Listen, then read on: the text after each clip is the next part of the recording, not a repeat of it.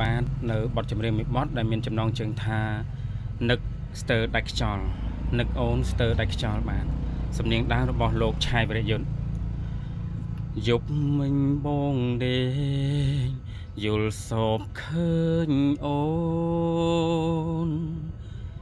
ឃើញថាពួងយើងនៅតែជានេះគ្នាបងអោបអូនយ៉ាងចប់ផ្អឹមទ្រូងសែនរងីពេលភ្ញៀងឡើងបាត់អូអ្វីហេតុអ្វីពេលនេះលេងជាបងហើយហេតុអ្វីឲ្យគេយកដំណែងបងទៅស្រីបងសែនខ្លាចជីវិតខ្លួនឯងដូចសពថ្ងៃជីវិតដែលដឹងថាអូនមានថ្មីហើយ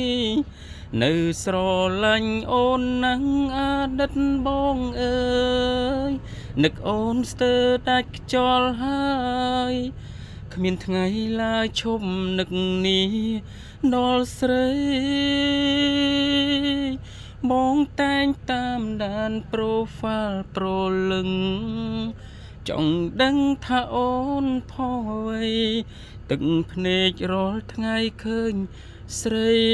អោបគេនឹកអូនពេកខ្លាចថាខ្លួនបងអាចឈួតដង្ហើមដងលេងដល់គ្នាទ្រង់តឹងណែនវេទនាណាអូនអើយពីអូនសំឡាញ់បងធ្លាប់ហៅអូនពេលនេះអ្នកផ្សេងហៅហើយសងដំបងសាចុងក្រោយនេះហើយ